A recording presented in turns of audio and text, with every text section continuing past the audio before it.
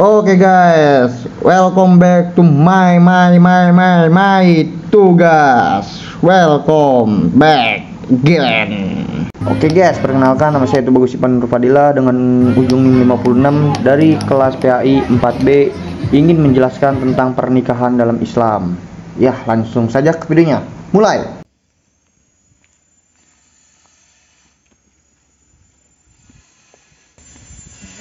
Gue kan besok mau nikah nih, tapi gue nggak tahu gitu tuh tata cara nikah gitu, kayak cara-caranya gitu, gimana sih itu? Lu tahu nggak?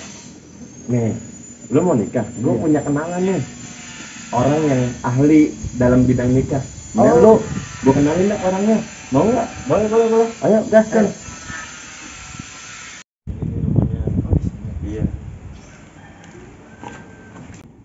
Assalamualaikum. Waalaikumsalam.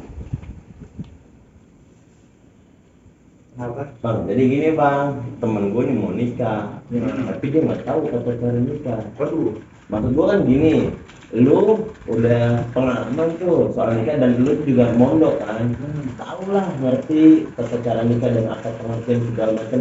Coba bang, kita kasih tahu lah. Jadi gini, kata nikah itu berasal dari bahasa Arab, yakni nikahun, yang merupakan masdar dari kata kerja nakaha. Sinonimnya tajawaja, kemudian diterjemahkan ke dalam bahasa Indonesia sebagai perkawinan. Nah, kata nikah juga sering kita gunakan sebab telah masuk ke dalam bahasa Indonesia. Nah, secara bahasa, kata nikah itu berarti adamu wat takadur, berarti tindih atau memasukkan.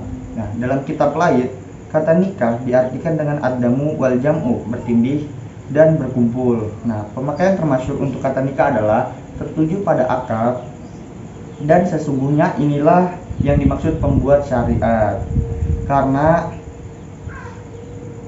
dalam Al-Quran juga disebutkan di An-Nur ayat 32 yang artinya, dan kawinlah orang-orang yang sendirian di antara kamu, dan kamu orang-orang yang layak berkawin dari hamba-hamba sahayamu yang lelaki dan hamba-hamba sahayamu yang perempuan. Jika mereka miskin, Allah akan memampukan mereka dengan karunia-Nya, dan Allah Maha Luas pemberinya lagi Maha mengetahui. Nah, dalam surat An-Nur ayat 32 ini diterangkan tentang anjuran menikah. Menurut tafsir Tahlili Kementerian Agama, ayat tersebut menyerukan seluruh pihak yang memikul tanggung jawab atas kesucian dan kebersihan akhlak umat agar mereka menikahkan laki-laki yang tidak beristri dengan wanita yang tidak bersuami. Ini bahkan berlaku terhadap hamba sahaya lelaki dan perempuan yang ingin menikah. Selanjutnya itu, kamu harus mengetahui tentang rukun nikah. Nah, dalam memahami rukun nikah ini ada beberapa buku dan pendapat yang mengutarakan dengan menguraikan dengan susunan yang berbeda, tapi tetap sama intinya. Pernikahan yang di dalamnya terdapat akad, layaknya akad-akad lain yang memerlukan adanya persetujuan kedua belah pihak yang mengadakan akad. Nah, jumhur ulama sepakat bahwa ada beberapa rukun nikah. Yang pertama itu adanya calon suami dan calon istri. Nah, calon suaminya kamu dan calon istrinya ya yang perempuan.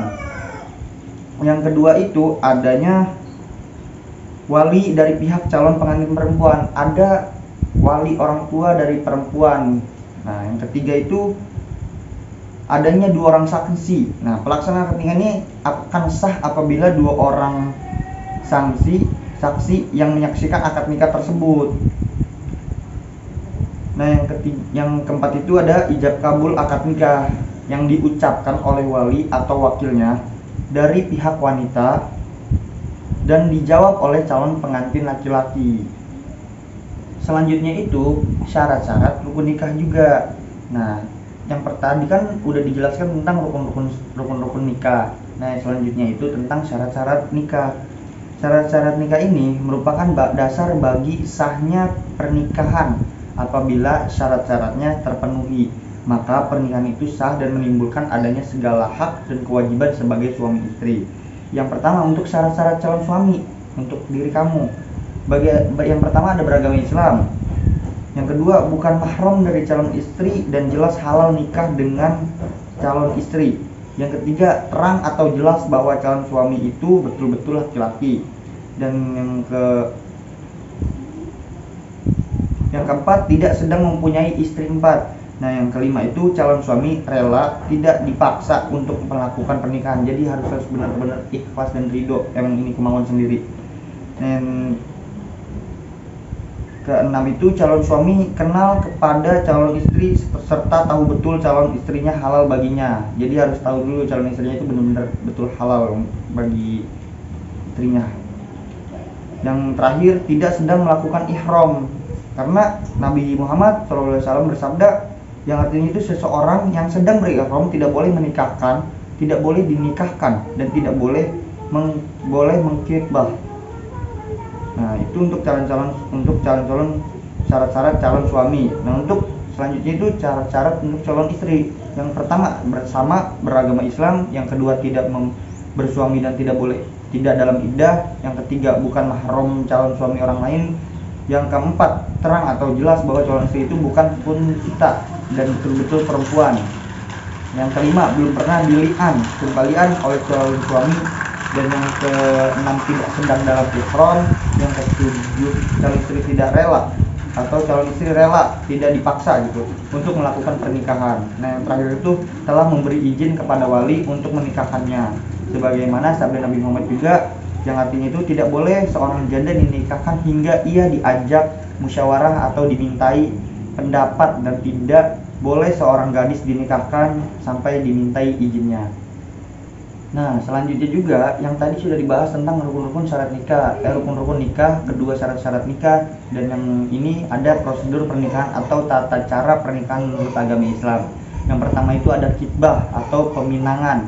Peminangan ialah menyatukan permintaan untuk menikahkan dari seorang laki-laki kepada seorang perempuan atau sebaliknya dengan perantaraan seorang yang dipercayai. Nah, yang kedua itu sholat istikharah. Setelah pihak laki-laki dan wanita telah saling melihat satu sama lain dalam proses khitbah atau peminangan, maka sebelum memberikan jawaban untuk menerima atau melanjutkan lamaran tersebut, selanjutnya sangat dianjurkan untuk melakukan sholat istikharah bagi keduanya, memohon petunjuk Allah Subhanahu wa taala.